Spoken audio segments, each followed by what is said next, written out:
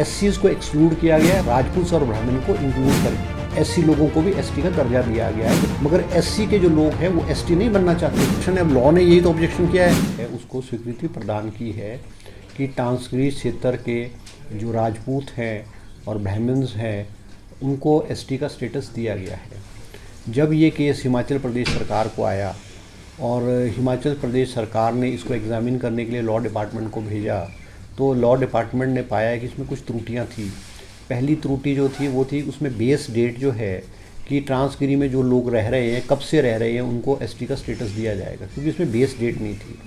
जो भी हिंदुस्तान में जितने भी एसटी के एरियाज़ हुए हैं उसमें बेस डेट का मतलब कि कौन से साल से, जैसे कई जगहों में 1950 से है, इसमें बेस डेट नहीं थी। अगर हम इसको 2023 में इम्प्लीमेंट करते तो इसमें बहुत सारे ऐसे लोग हैं जो पिछले 20, 30, 40 सालों में ट्रांसगिरी क्षेत्र में बसे हैं और वो पंचायतों में भी उनका रिकॉर्ड है, मगर इसमें हाटी ट्राइबल का स्टेटस तो जो मूल रूप के निवासी हैं उनको ही मिलेगा।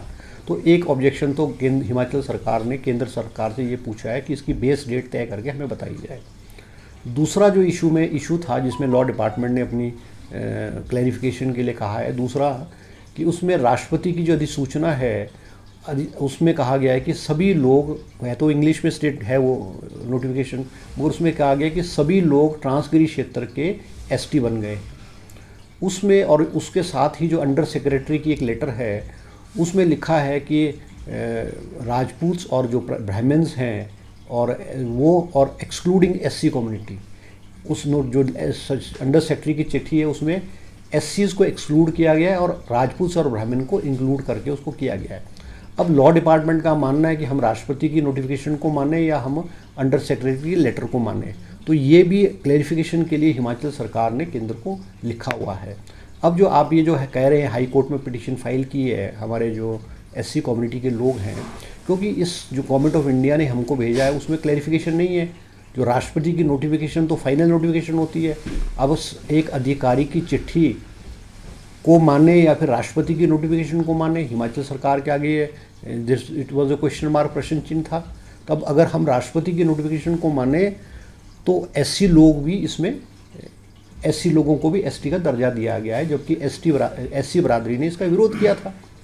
अब गवर्नमेंट ऑफ इंडिया को क्लैरिफिकेशन के लिए इसको भेजा गया है। हाई कोर्ट में बेशक इन्होंने पिटीशन की है और पिटीशन की है, मगर वो उन्होंने तो ये कहा है कि हमको एसटी का दर्जा नहीं चाहिए। तो हिमाचल सरकार को, जब केंद्र सरकार क्लैरिफाई करके हिमाचल सरकार को भेजेगी, हिमाचल सरकार इसको तुरंत लागू करेगी। और हिमाचल सरकार और मैं खुद भी, क्योंकि मैं भी ट्राइबल एरिया से उस एरिया से हूँ, हम भी चाहते हैं कि जो हमारे उस क्षेत्र के लोग हैं उनको एसटी का दर्जा जो है वो मिले।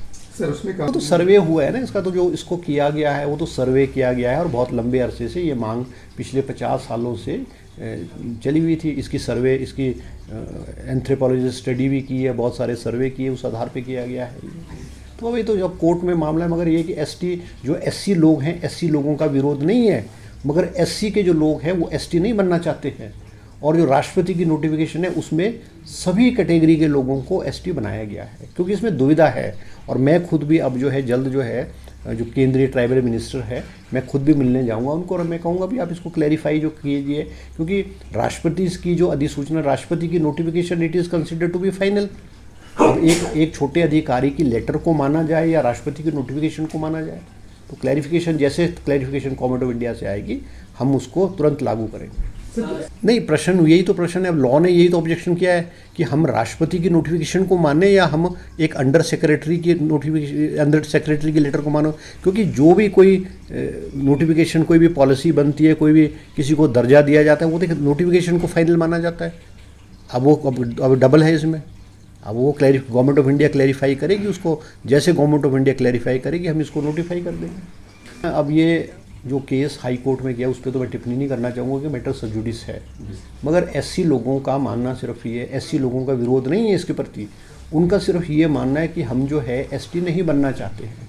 जो मुझे लगता है, जो मेरी जानकारी है, उनका विरोध नहीं हो जाता हमने एसटी नहीं बना, क्योंकि उनको एसटी में जो इन टर्म्स ऑफ रिजर्वेशन वो it is 4% for class 1 and for class 3 and class 4, और 7.5% है क्लास 1 एंड क्लास 2 के लिए, मगर एस को ऑलरेडी 18% उनको रिजर्वेशन, नौकरी में रिजर्वेशन मिल रही है, तो वो 18% से 4.5% में नहीं आना चाहते।